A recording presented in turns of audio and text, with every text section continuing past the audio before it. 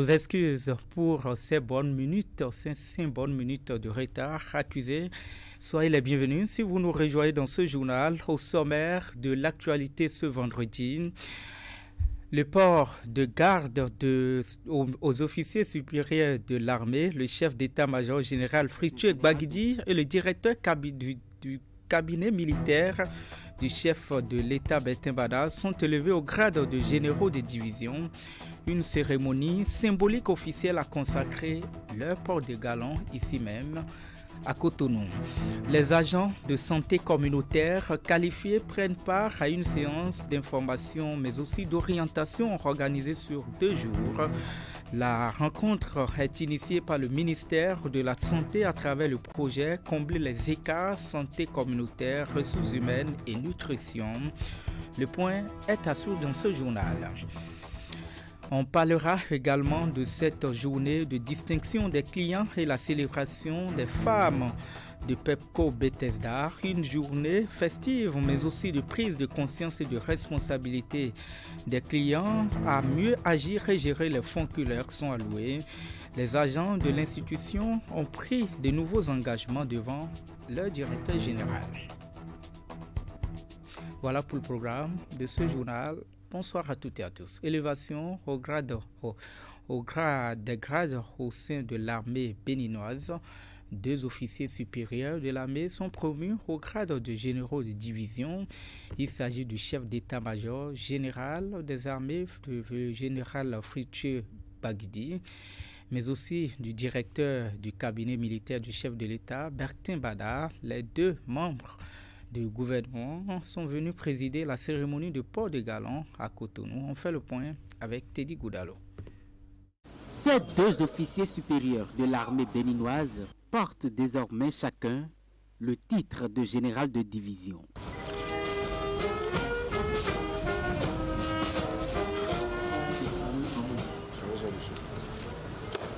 Monsieur le ministre.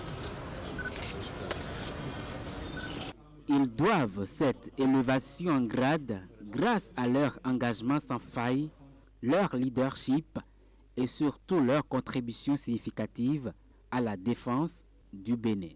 Général de division Fructueux Candide Akholeyon Gbagidi, né en 1968, vous avez brillamment obtenu votre certificat d'études primaires élémentaires, ce qui vous a permis d'intégrer le Prytanée militaire de Saint-Louis au Sénégal, une école prestigieuse, en 1979. Vous en êtes sorti avec un baccalauréat série C.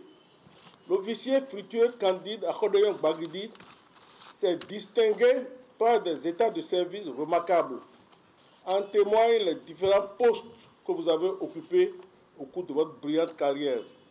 Au nom de ceux-ci, on peut citer commandant de compagnie, chef de corps, commandant de bataillon, au sein de la mission des Nations Unies au Congo, chef d'état-major de l'armée de terre, puis chef d'état-major général des forces armées béninoises. Le parcours du général de division Fructueux Candide Akholeyon Gbagidi est impressionnant. À son poste d'attaché de défense à l'ambassade du Bénin en France, il a usé de ses qualités de négociateur et de diplomate pour dynamiser la coopération militaire. Le second promu a nom Bertin Bada de l'armée de l'air. Après avoir décroché brillamment votre baccalauréat série C, vous avez été incorporé dans les forces armées béninoises pour compter du 1er janvier 2023 à l'issue des très sélectifs tests psychotechniques de l'armée de l'air, session 1982. Vous avez votre brevet de pilote militaire de transport de second degré obtenu au sein de l'école de formation des pilotes militaires de l'armée de l'air française. Vous avez gravi tous les échelons de la spécialité. Votre promotion par le chef suprême des armées au grade de général de division est une première dans l'armée de l'air au Bénin, et dont chacun de nous mesure l'intérêt et le symbolisme. L'intelligence et la clairvoyance du général de division aérienne Bertin Bada ont fait de lui un précieux collaborateur de Patrice Talon, directeur de cabinet militaire du chef de l'État depuis 2016. Il fait preuve de compétence et d'un sens de responsabilité assez remarquable. Et puis on revient sur cette actualité relative au toilettage du code électoral au Bénin avec la décision de la Cour constitutionnelle qui vide les contentieux.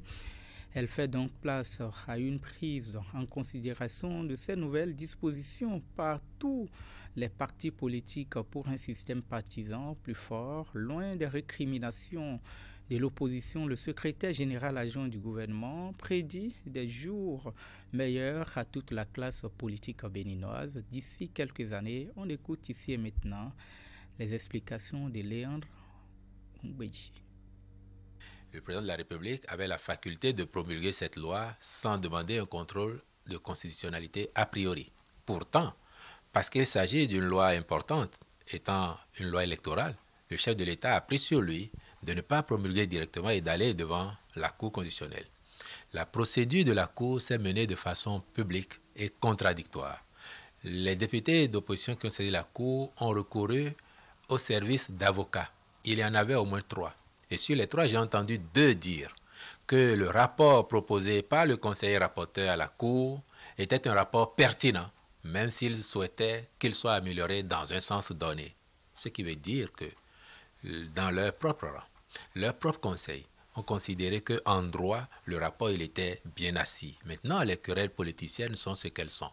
Mais en droit, quand on a perdu, on s'incline quand on est démocrate. Et je crois que tout démocrate doit considérer que la Cour constitutionnelle, qui est l'arbitre du jeu entre les partis, vient de sonner la fin de la partie et qu'effectivement, il faut prendre acte et passer à autre chose. Autre chose, c'est ce que la loi votée et querellée nous demande à tous de faire.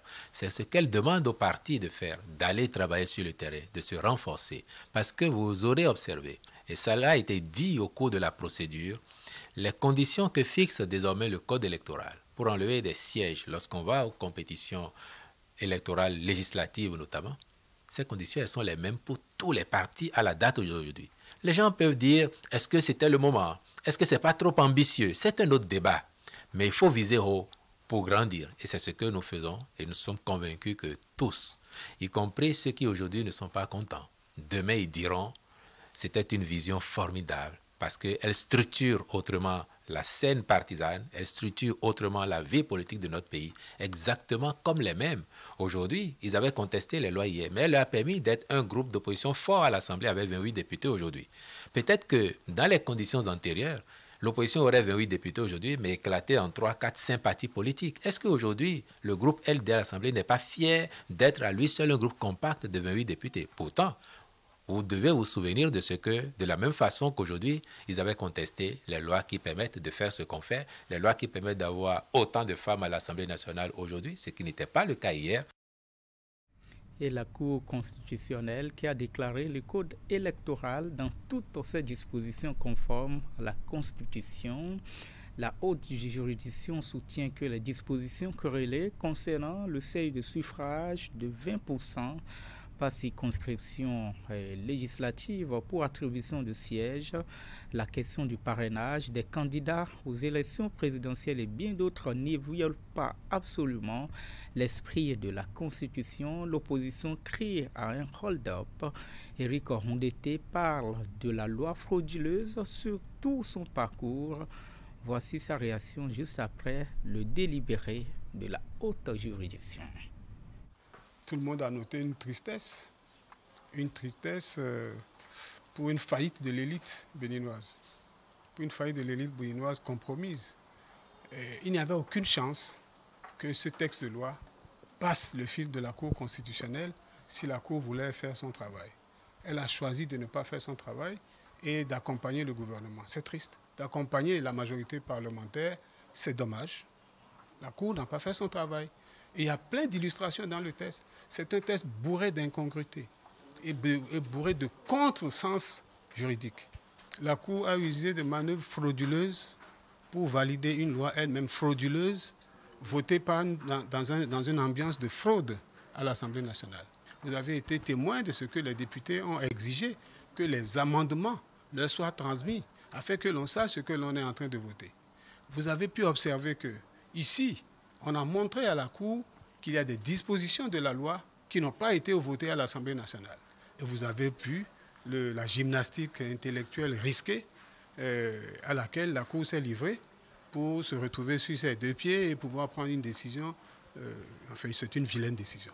Mais cela n'empêchera pas les Béninois de gagner les élections en 2026. Cela ne nous empêchera pas de gagner les élections en 2026, car Dieu est grand et Dieu sait faire ces choses. Il y a dans cette loi une disposition majeure qu'ils ont laissé passer sans s'en rendre compte. C'est le contrôle populaire.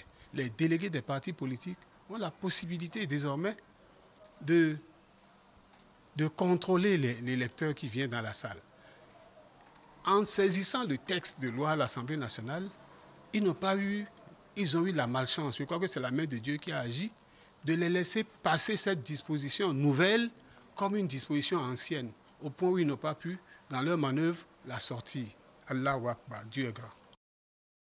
Autre volet de l'actualité, les membres de la commission électorale mise en place auprès du ministère de la décentralisation et de la gouvernance locale dans le cadre des élections professionnelles sont désormais connus. Ils ont pour tâche de conduire le processus électoral devant aboutir à la désignation des représentants des travailleurs au sein de l'administration publique. Le ministre de la décentralisation a présidé lui-même la cérémonie d'installation des membres de cette commission. 13 membres composent la commission électorale mise en place auprès du ministère de la décentralisation et de la gouvernance locale pour conduire les élections professionnelles de l'année 2024. Ils ont été officiellement installés ce jeudi 14 mars par le ministre Raphaël Akoteyong. Cette commission a été mise en place par décision en date du 28 février 2024. Mesdames et messieurs, vous saisissez certainement la pleine mesure de la tâche qui est la vôtre. Aussi, voudrais-je exprimer mon assurance quant à la qualité des tâches qui seront exécutées par la Commission, à savoir l'élaboration de la liste électorale, le déploiement du matériel électoral, la supervision de la campagne électorale et du déroulement des opérations de vote, puis enfin, la centralisation et la transmission des résultats au ministre du Travail et de la Fonction publique au plus tard le 30 avril 2024. Les élections professionnelles sont des moments d'expression démocratique pendant lesquels les travailleurs élisent leurs organisations syndicales les plus représentatives. Parmi les 13 membres, on y retrouve aussi représentants de l'administration du ministère de la décentralisation et de la gouvernance locale, 2 représentants du ministère du Travail et de la Fonction publique et 5 représentants syndicaux. Elles constituent un principal enjeu en ce sens qu'elles permettent à l'administration de disposer d'interlocuteurs privilégiés dans la recherche du bien-être des travailleurs, du respect de leurs droits, ainsi que la détermination des conditions favorables à l'amélioration de leur contribution à l'atteinte de ces objectifs. La commission est présidée par le secrétaire général du ministère de la décentralisation et de la gouvernance locale. Le ministre Raphaël Akoteyong invite la commission à conduire les opérations dans la transparence afin que les élections se déroulent dans de bonnes conditions. Et puis la page santé de cette édition, les agents de santé communautaire qualifiés prennent part à une séance d'information et d'orientation organisée sur 2 jours à Cotonou. La rencontre est initiée par le ministère en charge de la santé à travers le projet Combler les écarts, santé communautaire, ressources humaines et nutrition. L'objectif est de contribuer à l'amélioration de la fourniture des soins au niveau communautaire. Ingrid Moufid Sabouran. Cette séance d'information et d'orientation au profit des agents de santé communautaire qualifiés répond à l'ambition du gouvernement d'instaurer un système de santé plus performant, offrant des soins de qualité équitables et accessibles à toute la population béninoise. Initiative du ministère de la Santé, cette rencontre est le fruit du projet Combler les écarts, santé communautaire, ressources humaines et nutrition. Pour cette première journée des travaux, les attentions se focalisent sur les prestations de services de soins de santé communautaire. À ce jour, nous sommes confrontés à un manque de ressources humaines en santé important. Les statistiques montrent que nous avons 7,7 agents de santé pour 10 000 habitants contre une recommandation de 25 agents de santé pour 10 000 habitants. Les principaux objectifs du projet, il s'agit principalement de rendre accessibles les services de santé de façon permanente à toute la population à travers le renforcement du système de santé communautaire, des ressources humaines de qualité en santé et des services de nutrition. Il s'agit également de renforcer le système de prévention des épidémies et maladies infectieuses à travers l'organisation de la surveillance épidémiologique depuis le niveau communautaire, avec un accent sur la recherche et la gestion adaptative. Améliorer la fourniture de soins au niveau communautaire. Ainsi se résume l'objectif du projet, combler les écarts santé communautaire, ressources humaines et nutrition, financé à hauteur de 30 milliards par la Banque islamique de développement avec une contrepartie nationale. Le programme, qui a sa deuxième année de mise en œuvre, s'étend sur 5 ans. L'atelier de ce jour porte principalement sur l'orientation des agents de santé communautaire qualifiés et leur principal rôle sera de faire la prévention et la promotion de la santé, la prévention des maladies, la promotion de la santé, mais également la prise en charge de certaines affections selon le cas. Ils travailleront avec les chefs postes des centres de santé d'arrondissement et tout le système de santé. 416 agents de santé communautaire sont recensés en décembre 2023 dans le cadre de ce projet et 37 sont déjà déployés dans 6 communes pilotes. À l'issue de ces séances de formation qui se déroulent simultanément à Cotonou, à Boïkon et à Parakou, ces agents seront également envoyés dans d'autres communes du Bénin. Santé toujours dans cette édition avec Cotonou qui abrite du 13 au 15 mars 2024 les 2e journées nationales de l'infectiologie. Le thème des assises est intitulé « Place et rôle des infectiologues dans la réduction de l'impact de grandes endémies et pandémies au Bénin ». Ces journées sont une initiative de la SOBEPIP sous le leadership du ministère en charge de la santé. Les détails, Esther Toufa, Elvis Florent Tonocoin. Cette 2e journée nationale de l'infectiologie au Bénin réunit plusieurs épidémiologistes et infectiologues venus de divers pays de la sous-région. Ils échangent depuis ce mercredi sur la place et le rôle des infectiologues dans la réduction de l'impact des grandes endémies et pandémies. Ces 3 jours de retraite scientifique nous permettront donc d'échanger et de discuter courageusement et sérieusement des meilleures stratégies innovantes et des avancées significatives dans la lutte contre les maladies infectieuses, toutes catégories confondues. Je reste donc persuadé qu'en frottant nos cervelles les unes contre les autres, nous trouverons les astuces et les moyens les plus efficaces pour réduire, voire supprimer l'impact de ces infections sur le développement de nos nations respectives. Le ministère de la Santé et l'Organisation mondiale de la santé ont félicité la Société béninoise des pathologies infectieuses et tropicales SOBEPIT pour l'initiative. De grandes recommandations sont néanmoins attendues de cette rencontre d'échange d'expériences. La mission de l'Organisation mondiale de la santé est de produire des informations sanitaires faisant autorité en consultation avec des experts éminents afin d'établir des normes et des critères, d'énoncer des orientations sur la base de données probantes et de suivre l'évolution de la situation sanitaire mondiale. À cet effet donc, nous attendons avec impatience les grandes conclusions de cette journée scientifique. Dans l'atteinte des objectifs de mon département ministériel en matière de prévention de la riposte des épidémies et en matière de lutte contre la résistance aux antimicrobiens, je peux vous assurer que votre rôle reste déterminant.